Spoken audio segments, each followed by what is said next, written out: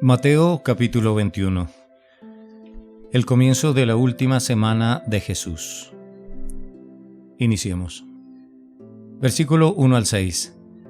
Cuando se acercaron a Jerusalén y vinieron a Betfagé, al monte de los olivos, Jesús envió 2 discípulos diciéndoles: Id a la aldea que está enfrente de vosotros, y luego hallaréis una asna atada y un pollino con ella.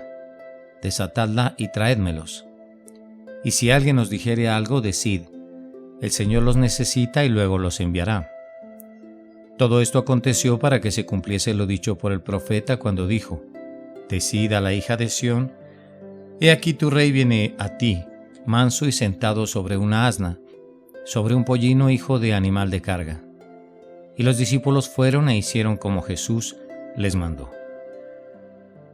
Jesús sabía hasta esta altura de su ministerio que los líderes religiosos iban a arrestarlo. También sabía que iban a condenarlo, ridiculizarlo, azotarlo, en general entregarlo a los romanos para ser crucificado. Mas sin embargo, en este pasaje miramos que Jesús tuvo el valor de no solo entrar a Jerusalén, sabiendo que le iba a ocurrir todo esto, sino que lo hizo de la manera más pública posible, pues fue a una ciudad de gente llena de expectativas religiosas. En ese momento fue a esa ciudad a la cual llegó. Dice: y luego hallaréis una asna atada y un pollino con ella. El Evangelio de Marcos y el Evangelio de Lucas nos dicen que el animal era tan joven que nunca había sido montado, me refiero al pollino. Por lo tanto, en medio de esta multitud emocionada encontramos un animal indomado, el cual permanecía tranquilo bajo las manos de Jesús, del Mesías, quien bien sabemos es el que controla toda la naturaleza, y aquí quedó demostrado, porque este era un animal que nunca se había domado, entonces tenía muchos bríos y más sin embargo permanecía tranquilo bajo las manos del Mesías.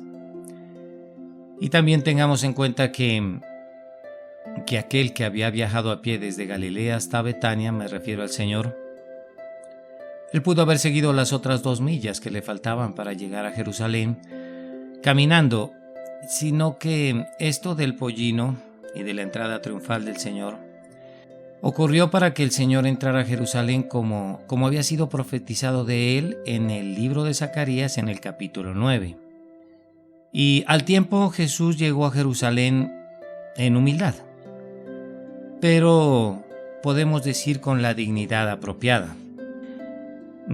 Es que en vez de llegar como un general conquistador, como llegaban aquellos generales después de la guerra en esos caballos que representaban victoria, él llega en una asna. Pero también tengamos en cuenta que eso de llegar montado en una asna era propio de la realeza, de pasear sobre asnas en medio de la ciudad. Entonces él llegó a Jerusalén como el príncipe de paz, podemos decirlo, las dos cosas, como respecto de la realeza como un príncipe, y respecto de la humildad y montado en un pollino de asna como símbolo de paz y de tranquilidad. De hecho, esta entrada a Jerusalén de Cristo ha sido llamada el triunfo del Mesías, el triunfo de Cristo, y es que ciertamente era el triunfo, pero de la humildad sobre el orgullo, podemos decirlo, de la humildad sobre la grandeza del mundo, o más bien de la pobreza sobre la opulencia, y al tiempo de la mansedumbre y la delicadeza sobre la ira y la malicia. Versículos 7 al 11. Y trajeron el asna y el pollino, y colocaron sobre ellos sus mantos, y él se sentó encima, y la multitud, que era muy numerosa, tendía sus mantos en el camino, y otros cortaban ramas de los árboles y las tendían en el camino. Y la gente que iba delante y la que iba detrás aclamaba diciendo: Hosana al Hijo de David, bendito el que viene en el nombre del Señor. Hosana en las alturas. Cuando entró él en Jerusalén, toda la ciudad se conmovió diciendo: ¿Quién es este? Y la gente decía: Este es Jesús el profeta, de Nazaret de Galilea. Dice: y colocaron sobre ellos sus mantos. Pues bien, todo esto fue hecho para honrar a Jesús como una gran persona, como una persona triunfante que llegaba a Jerusalén en la temporada de Pascua, así se acostumbraba. Pues aquí el acto de tender sus prendas, me refiero a las personas, era un acto de reconocimiento, al tiempo de lealtad, y podemos decir era un símbolo de una promesa de apoyo. Esto de llevar palmas y las otras ramas al tiempo era signo emblemático de victoria y de éxito. Lo que estas personas que lo vitoreaban al Señor y lo honraban al tender sus prendas para que Él pasara por ellas y batir palmas y otras ramas, pues era un símbolo de que ellos buscaban a Jesús por salvación. Pues Hosana significa salva ahora, y es que ellos están diciendo Hosana al Hijo de David. Y esto de Hosana, esta palabra o este significado de salva ahora, era dirigido únicamente a los reyes. Esencialmente, Hosana al Hijo de David es un clamor del pueblo, pero por liberación. Por liberación y ayuda en el día de dificultad. Se puede decir que es el clamor de un pueblo oprimido hacia un Salvador y Rey que estaba llegando. Jesús también mostró que no tenía miedo de los principales sacerdotes y de los fariseos con este acto. Él nunca lo tuvo. Y él sabía que ellos conspiraban para matarlo en ese momento. Sin embargo, llegó abiertamente a la ciudad como el Mesías que esperaba su pueblo. Como un dato curioso e irónico, podemos apreciar que estas mismas personas que decían Hosana al Hijo de David, unos 5 días después cambiarían sus hosanas al Hijo de David por fuera, fuera, crucifícale. ¿Recuerdan esas frases? Que ellos decían animados por el sacerdocio judío. Y esto simplemente tomó 5 días. Y fue aquí, precisamente en este momento, antes de entrar a Jerusalén, que el Señor observó a la ciudad y lloró. ¿Y por qué lloró? Porque Él conocía el juicio que vendría sobre Jerusalén. También en el pasaje podemos ver que a muchos les parecía extraño, especialmente al establecimiento religioso, que un profeta vendría de una ciudad oculta y poco conocida como lo era Nazaret. Versículos 12 y 13. Y entró Jesús en el templo de Dios y echó fuera a todos los que vendían y compraban en el templo, y volcó las mesas de los cambistas y las sillas de los que vendían palomas, y les dijo: escrito está, mi casa, casa de oración será llamada, mas vosotros la habéis hecho cueva de ladrones. El propósito de esta actitud de Jesús fue la de expulsar a los minoristas. Pues estos minoristas, en complicidad con los sacerdotes, lo que hacían era engañar a los visitantes de Jerusalén, forzándolos a comprar monedas y animales aprobados para el sacrificio, pero esto lo hacían a muy altos precios. Y es que, haciendo una comparación, en el templo un par de palomas podía costar en las afueras del templo 4 monedas, y ya dentro del templo costaba 75 monedas, costaban estas palomas. Esto podemos ver, pues es casi 20 veces más caro, y es signo de usura por parte de los minoristas. Sin embargo, la ira de Jesús en contra de todos los que compraban, al igual que los que vendían, estaba definida. Era simplemente contra ellos. Pues sabemos que la compra y venta en el templo era necesaria, y tal vez haya sido inocente, pero el espíritu de usura que se había presentado, pues muy pronto desarrolló abusos que sin duda eran abusos desenfrenados en esa época. Los minoristas podemos ver que operaban en los jardines exteriores del templo, de donde los había sacado ya una vez el Señor, según el Evangelio de Juan. Y esta era la única área donde los gentiles podían entrar y orar. Pues ellos ya no podían pasar al interior del templo. Por lo tanto, este lugar de oración, y digo los jardines exteriores del templo, fue convertido en un mercado y en una deshonesta cueva de ladrones, según dice la Escritura, y esto por parte de los minoristas en asocio con el sacerdocio judío. Bien, el punto es que Isaías profetizó y Jesús demandó que el templo fuera un lugar para que todas las naciones oraran, y se refería a los gentiles. Así que la actividad de los que vendían y compraban en los patios exteriores hacía imposible que cualquier gentil pudiera venir y orar con tranquilidad. Era imposible, pues en ese alboroto de comprar y vender, de negociar y subastar, la oración era imposible de hacer, y aquellos que buscaban la presencia de Dios estaban siendo literalmente impedidos a orar por la misma gente de la casa de Dios. Esa es la idea que quiero prefigurar en esta lectura. Versículo 14: y vinieron a él en el templo ciegos y cojos y los sanó. La audaz acción de Jesús cuando expulsó a los mercaderes y cambistas de los tribunales del templo, notemos que no desanimó a los necesitados de venir a él, o sea, al Señor. Pues también podemos decir que los ciegos y los cojos estaban restringidos. Estos también estaban restringidos al patio de los gentiles, y no podían acercarse más al templo, que era lo que ellos querían, ni podían ir al altar y menos sacrificar. En pocas palabras, después de expulsar a los cambistas y a los mercaderes de los patios del templo, el Señor Jesús volvió ahí para hacer los negocios de su Padre. ¿Cuáles eran estos negocios? Pues mostrar el poder de Dios a través de la compasión y la misericordia, y esto para con sus hijos. Versículo 15 al 17.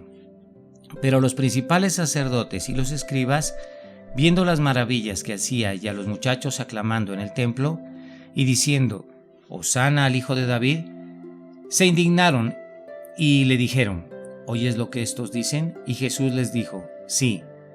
¿Nunca leíste de la boca de los niños y de los que maman perfeccionaste la alabanza? Y dejándolos salió fuera de la ciudad a Betania y posó allí.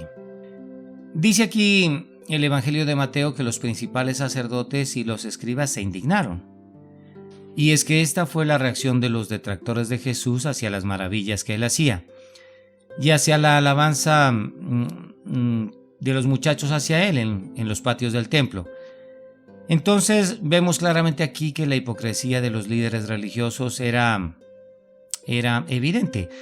Y como un dato curioso e infame, vemos que la codicia y el robo en el templo no les molestaba a estos sacerdotes y a los escribas, pero la alabanza a Jesús sí les molestaba, y de paso los llenaba de celos y de envidia. También dice: y dejándolos salió fuera de la ciudad, a Betania, y posó allí. Durante el tiempo de la Pascua, valga mencionarlo, miles de peregrinos se reunían en Jerusalén. Pero aquí el punto es que no se podía conseguir cuartos fácilmente en la ciudad. Pero la casa de Marta y de María estaría abierta para recibir a Jesús en Betania. Versículos 18 y 19. Por la mañana, volviendo a la ciudad, tuvo hambre, y viendo una higuera cerca del camino, vino a ella y no halló nada en ella, sino hojas solamente, y le dijo: nunca jamás nazca de ti fruto, y luego se secó la higuera. Algunos se preguntan por qué Jesús tenía hambre en la mañana al salir de la casa de Marta y de María.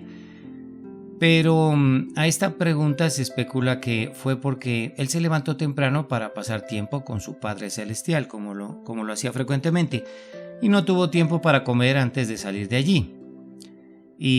Pues recordemos que él era perfectamente humano, y por lo tanto físicamente también sentía hambre. Y es de notar que el apetito en una persona pues es una señal de buena salud. También, de una forma dramática, Jesús realizó aquí uno de sus pocos milagros destructivos. entre comillas. Me refiero a la maldición que hizo que la higuera se secara. Cuando hablo de los 2 milagros destructivos, vale la pena notar que estos fueron el de la higuera y la destrucción de una manada de cerdos. Pero lo más especial de estos 2 milagros destructivos es que ninguno de ellos fue dirigido hacia personas. También dice, no halló nada en ellas sino hojas solamente. Esto explica por qué Jesús hizo este milagro destructivo, ya que esencialmente la higuera era una imagen de publicidad falsa. Quiero decir, porque tenía hojas pero no tenía higos. Pues estas plantas normalmente no tienen hojas si al tiempo no tienen higos. Pero en fin, en esta parábola Jesús advierte o representa el juicio venidero sobre un Israel infructuoso, que no estaba dando fruto. Y al tiempo nos muestra la desaprobación que hace Dios sobre las personas que solo son hojas y no tienen fruto. Versículo 20 al 22. Viendo esto, los discípulos decían maravillados, ¿cómo es que se secó enseguida la higuera? Respondiendo Jesús les dijo, de cierto os digo que si tuviereis fe y no dudareis, no solo haréis esto de la higuera, sino que si a este monte dijereis, quítate y échate en el mar, será hecho, y todo lo que pidiereis en oración creyendo, lo recibiréis. Jesús explicó que este milagro de la higuera fue realmente el resultado de la oración hecha en fe. Pues les dice a sus discípulos, si tuviereis fe y no dudareis. También luego de esto, Jesús anima a estos mismos discípulos que se encontraban asombrados a tener también este tipo de fe, y esto confiando en que su Padre los escucharía a ellos también. Y todo lo que pidiereis en oración creyendo lo recibiréis. Notamos que esta promesa de la respuesta de Dios a la oración fue hecha a los discípulos, mas no a la multitud. Por lo tanto, esta es una promesa exclusiva para los que siguen a Jesús. Y al tiempo nos indica que nada es demasiado grande como para que la verdadera fe no lo pueda obtener. Pero esa fe, claro está, tiene que tener una promesa sobre la cual apoyarse. Versículo 23 al 27. Cuando vino al templo, los principales sacerdotes y los ancianos del pueblo se acercaron a él mientras enseñaba y le dijeron, ¿con qué autoridad haces estas cosas? ¿Y quién te dio esta autoridad?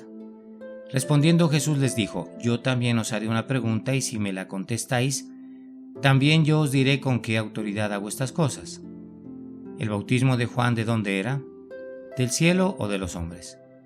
Ellos entonces discutían entre sí diciendo, si decimos del cielo nos dirá por qué pues no lo creísteis, y si decimos de los hombres, tememos al pueblo, porque todos tienen a Juan por profeta. Y respondiendo a Jesús dijeron, no sabemos. Y él también les dijo, tampoco yo os digo con qué autoridad hago estas cosas. En su visita anterior, un día antes, al templo, Jesús había expulsado a los cambistas y a los mercaderes que permanecían en los jardines, en los patios del templo. Ahora está, según la Escritura, regresando a este mismo lugar, pero a enseñar, y sin miedo alguno de los líderes religiosos. Pues estos le dicen con qué autoridad haces estas cosas. Los líderes religiosos lo que están haciendo aquí es plantear su autoridad, o sea, plantearle al Señor con qué autoridad hacía esto. Y él contesta a su pregunta respondiéndoles con otra pregunta, o sea, planteándoles la cuestión de si estos tenían competencia para juzgar tal asunto. Así que si estas autoridades religiosas le hubieran respondido correctamente a Jesús, ellos pues ya hubieran tenido una respuesta correcta para su propia pregunta. No sabemos, respondieron los líderes religiosos, lo cual nos muestra que estaban más interesados en las opiniones de la multitud, estos líderes, que en la voluntad de Dios. Así que Jesús no les respondió la pregunta de ellos. En conclusión, se puede decir que a la pregunta de Jesús a estos hipócritas, hasta la pregunta que Jesús les hace a estos hipócritas, el bautismo de Juan, ¿de dónde era? ¿Del cielo o de los hombres? Estos no podían decir del hombre, porque estos religiosos eran cobardes, y no dirían del cielo, porque eran hipócritas. Finalmente vemos que Jesús amable y compasivamente suple las necesidades de esta multitud sufrida. Pero al tiempo no mostró mucha paciencia para con estos arrogantes que lo cuestionaron y esperaban atraparlo en sus propias palabras. De hecho, Jesús nunca cayó en su trampa. Versículo 28 al 32. ¿Pero qué os parece? Un hombre tenía 2 hijos y acercándose al primero le dijo: Hijo, ve hoy a trabajar en mi viña. Respondiendo él dijo: No quiero. Pero después arrepentido fue. Y acercándose al otro le dijo de la misma manera, y respondiendo él dijo: Sí, Señor, voy. Y no fue. ¿Cuál de los 2 hizo la voluntad de su padre? Dijeron ellos: El primero.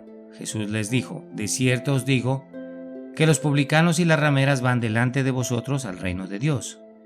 Porque vino a vosotros Juan en camino de justicia y no le creísteis, pero los publicanos y las rameras le creyeron, y vosotros, viendo esto, no os arrepentisteis después para creerle. El primer hijo se negó a trabajar para su padre en este pasaje, ya que lo que no quería era someterse a la voluntad de su padre. Sin embargo, después, arrepentido, como vemos, fue a trabajar. En pocas palabras, respondió mal, pero hizo bien. Ahora, el segundo hijo respondió lo correcto y lo hizo con respeto, al decir sí, Señor, pero no hizo lo que dijo que haría. En otras palabras, respondió bien, pero hizo mal. Y esto principalmente lo que nos muestra es que para el día de hoy hay muchos asistentes de las iglesias que imitan al segundo hijo, ya que estos admiten con su actitud que la palabra de Dios es verdad, pero lo que no tienen es la intención de tomarla en serio algún día. Digamos que estos mantienen la apariencia externa de religión, pero sus corazones no están bien con Dios y piensan que las palabras y las promesas son suficientes en esa relación con el Señor, y por eso ni cumplen las palabras ni cumplen las promesas. Dice, el segundo hijo dijo: Yo iré, Señor, pero no fue. Sí, es que estas personas hacen igual. Hablo de las que hoy asisten a las iglesias en general y estas hablan de arrepentirse, pero no se arrepienten. También hablan de que van a creer, pero nunca creen. También podemos decir que en su pensamiento está el someterse a Dios, pero aún no lo han hecho, no se han sometido a Él. Otra cosa que dicen es que es tiempo de romper con la terquedad y buscar al Señor, pero tampoco lo buscan. Y todo finalmente termina, como siempre, en una mera promesa. Lo que debemos anotar o destacar es que esta situación que crean en realidad es peligrosa, porque es mentirle al Espíritu Santo, y esto bien sabemos que endurece la conciencia del hombre, como lo decía Pablo. El punto finalmente de esta parábola es bastante claro. Digo que lo que nos indica es que lo que verdaderamente importa es vivir para Dios de corazón, y no solo mantener diciendo palabras correctas delante de Él. Bueno, finalmente lo que está claro es que estos religiosos orgullosos, hablo de los del día de hoy y los de la época, los del tiempo de Jesús, deberían haberse arrepentido con mayor razón cuando vieron a los pecadores notorios arrepentirse, y me refiero a las prostitutas y a los ladrones, pero estos religiosos nunca lo hicieron. Versículo 33 al 41. Oíd otra parábola. Hubo un hombre padre de familia, el cual plantó una viña. La cercó de vallado, cavó en ella un lagar, edificó una torre y la arrendó a unos labradores y se fue lejos. Y cuando se acercó el tiempo de los frutos, envió a sus siervos a los labradores, para que recibiesen sus frutos. Mas los labradores, tomando a los siervos, a uno golpearon, a otro mataron y a otro apedrearon. Envió de nuevo otros siervos más que los primeros, e hicieron con ellos de la misma manera. Finalmente les envió su hijo, diciendo: Tendrán respeto a mi hijo. Mas los labradores, cuando vieron al hijo, dijeron entre sí: Este es el heredero, venid, matémosle, y apoderémonos de su heredad. Y tomándole, le echaron fuera de la viña y le mataron. Cuando venga, pues, el señor de la viña, ¿qué hará a aquellos labradores? Le dijeron: A los malos destruirá sin misericordia, y arrendará su viña a otros labradores que le paguen el fruto a su tiempo. Bueno, acá Jesús habla de un padre de familia que preparó su viña cuidadosamente y contrató a hombres para administrarla. Me refiero a los labradores. Los hombres que se suponía que manejarían su viña, lo que hicieron fue maltratar y matar a los mensajeros enviados por el hombre de familia. Este finalmente envió a su hijo y lo mataron también, creyendo neciamente que tomarían el control de la viña. Sin embargo, la respuesta del propietario de la viña no fue cedérsela a los labradores la viña, sino más bien juzgarlos y destruirlos. Y arrendará su viña a otros labradores que le paguen el fruto a tiempo, también dice la Escritura. En esta frase lo que nos dice el Señor es que los líderes de Israel eran tan corruptos que Dios mismo estaba transfiriendo su liderazgo a otros. Se refiere entonces específicamente a los apóstoles y luego a la iglesia judío-gentil que estos mismos apóstoles liderarían. Versículo 42 al 46. Jesús les dijo: ¿Nunca leísteis en las Escrituras? La piedra que desecharon los edificadores ha venido a ser cabeza del ángulo. El Señor ha hecho esto, y es cosa maravillosa a nuestros ojos. Por tanto os digo que el reino de Dios será quitado de vosotros, y será dado a gente que produzca los frutos de él. Y el que cayere sobre esta piedra será quebrantado, y sobre quien ella cayere le desmenuzará. Y oyendo sus parábolas, los principales sacerdotes y los fariseos entendieron que hablaba de ellos. Pero al buscar cómo echarle mano temían al pueblo porque éste le tenía por profeta. Esta manera de dirigirse a los principales sacerdotes y a los ancianos de Israel por parte del Señor Jesús, pues debe haberlos enfurecido con certeza y de gran manera. Pues el Señor les estaba hablando a los principales, entre comillas, teólogos de Israel y les preguntaba irónicamente si alguna vez habían leído las Escrituras. Esto con seguridad los enfureció y claramente también Jesús afirmó en este pasaje ser la piedra desechada del Salmo 118, lo cual los seguía enfureciendo. En la piedra desechada del Salmo 18 se ve que Dios designó a esta piedra para ser la cabeza del ángulo, o sea, habla de el Padre designándolo a Jesús. Él también podemos ver que Él es la piedra de Isaías 8:13, con la que la gente generalmente se tropieza. Finalmente, Jesús también es la piedra de Daniel 2:34, que destruye al mundo que se encuentra en rebelión contra Dios cuando destruye la estatua que tiene pies de metal cubierto con barro. También dice: y el que cayere sobre esta piedra será quebrantado, y sobre quien ella cayere le desmenuzará. Lo que aquí se nos indica es que todos los humanos podemos ser quebrantados rindiéndonos humildemente delante de Dios, que es lo ideal que tenemos que hacer. Pero también podemos ser completamente desmenuzados delante de su juicio, y esto será un juicio para los que no se rindieron delante de Él a través de su quebranto. Finalmente la Escritura dice: pero al buscar cómo echarle mano, temían al pueblo porque éste le tenía por profeta. En lugar de arrepentirse, los líderes religiosos respondieron con ira, incrementando, se puede decir, la grandeza de su pecado al rechazar a Jesús, cuando responden con ira. Pues también la Escritura dice: y entendieron que hablaba de ellos. Y de esta frase lo que podemos concluir es que ¿quién les dijo a estos religiosos que se trataba de ellos, sino sus propias conciencias culpables? Oremos. Señor, te quisiera dar muchas gracias en este día por habernos respaldado en esta palabra y pedirte muchísimo por todos mis hermanos que la están escuchando. Padre, está claro que tú nos has enseñado que la humildad también va de la mano con la realeza.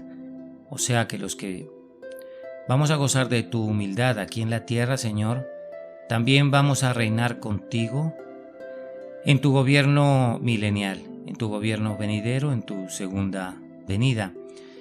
Tú nos enseñaste en este día que la humildad puede triunfar sobre el orgullo y la grandeza del mundo, que la pobreza triunfa sobre la opulencia, y que la mansedumbre y la delicadeza vencen a la ira y a la malicia. Tú nos mostraste también que puedes domar a la naturaleza, Señor, solo colocándote encima de ella.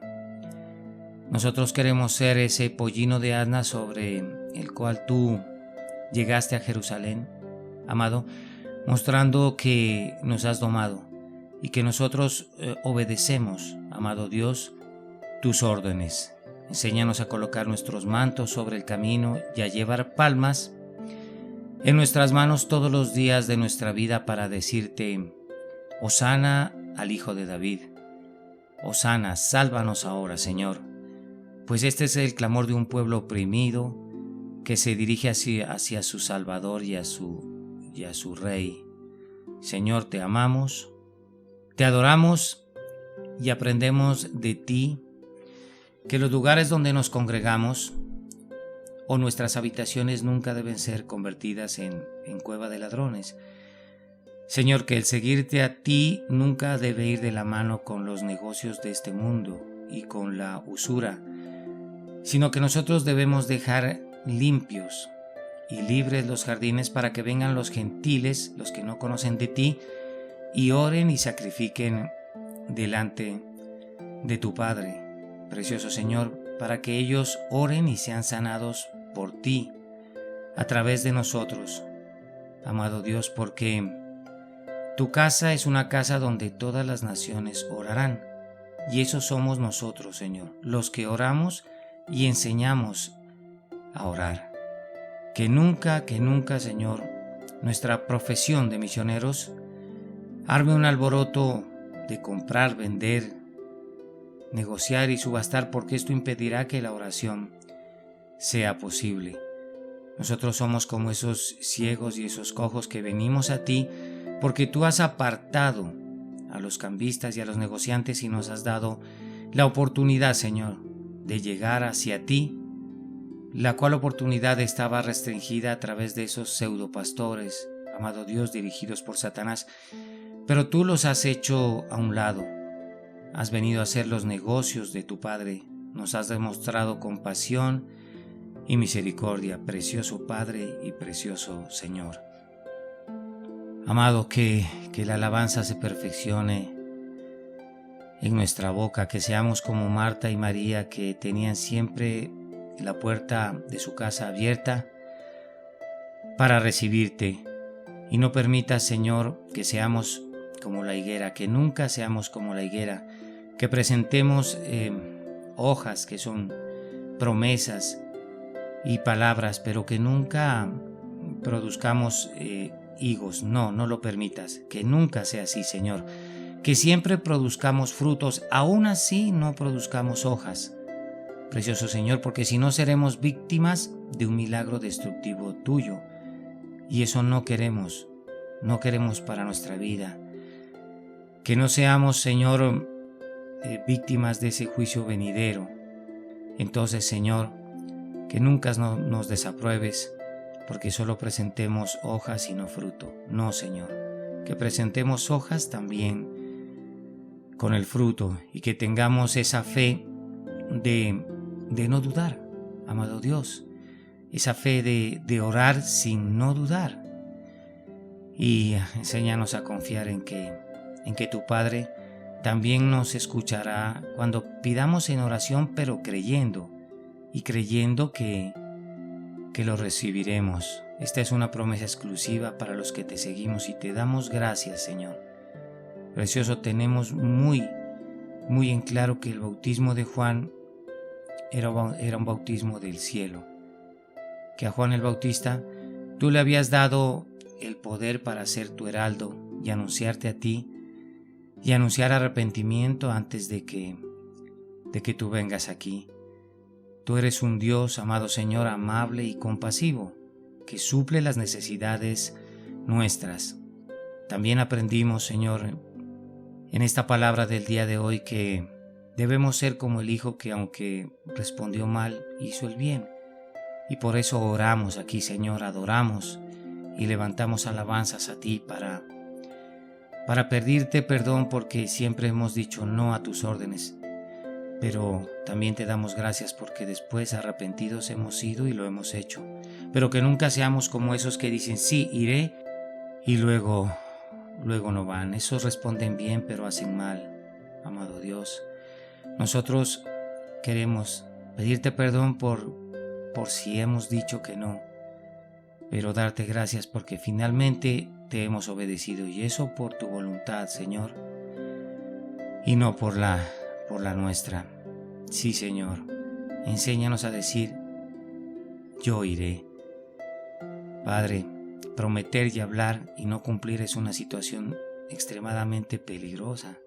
Eso es mentirle a tu Santo Espíritu, y eso endurece la conciencia del hombre, endurece nuestra conciencia, y después ya no tenemos carga moral ni sabemos hacer la diferencia, el discernimiento entre el bien y el mal. Así que lo que tenemos que hacer es que debemos vivir para ti de corazón. Eso es lo que nos debe importar, decir las palabras correctas delante de ti, amado Dios. Tú has puesto esa viña para que nosotros la cuidemos, Señor, y produzcamos frutos a tiempo y te los entreguemos a ti. Que nunca tratemos de adueñarnos de la viña, Señor, sino que cuando tú envíes a los labradores y a tu Hijo Jesús, los recibamos en nuestro corazón, y así evitemos ser destruidos como se destruyó a los malos, sin misericordia. Enséñanos a pagar nuestro fruto a tiempo. Señor, nosotros somos esa iglesia judío-gentil, esa iglesia espiritual tuya, ese Israel espiritual aquí en la tierra, que los apóstoles lideraron, precioso Señor, y debemos corresponderte, dando frutos a tiempo. Finalmente, Señor, tú hablas de ser la piedra que desecharon los edificadores, y tú has sido la cabeza del ángulo. Lo entendemos muy bien, Señor, adoramos y bendecimos, Padre, porque has ensanchado nuestro entendimiento y nos has hecho entender que tú eres la piedra que desechamos, Señor. Tú eres la cabeza del ángulo. Tú eres la piedra con la que la gente se tropieza. Y también serás la piedra que venga y destruya al mundo que se encuentra en rebelión contra ti. Quedó bastante claro, amado, en este día, que el que caiga sobre esta piedra, que eres tú, entonces será quebrantado y tendrá la gran oportunidad de salvarse. Pero sobre quien ella cayere, que eres tú, le desmenuzará. Y ese no se salvará, sino que será condenado. Precioso, te adoramos y te alabamos. Te bendecimos y te decimos que tuya es la honra, la gloria, el honor, el poder y la majestad. Te decimos también que sin ti nada podemos hacer, y que queremos que tú nos guíes todos los días de nuestra vida, pues tú eres el aire que necesitamos para respirar. Tú eres el agua de vida, Señor, que nos nutre. Padre, que nos da las fuerzas que necesitamos para seguir tu camino. Sabemos que sin ti no vamos a poder hacerlo, pero que tú nos das fuerzas nuevas cada día, y las fuerzas del búfalo, Señor, para vencer al enemigo que quiere confundirnos, Señor, que quiere tentarnos y desviarnos de la brecha de tu camino. Precioso, tú eres nuestro pastor y nosotros somos tus ovejas. Nosotros somos la grey, la pequeña manada. Somos ese redil que estamos dispuestos a dejarnos pastorear. Ámanos cada día más, Señor, y perdona nuestras faltas. Todo esto en el nombre de tu Hijo Jesús y en el poder y el amor de tu Santo Espíritu. Amén y amén.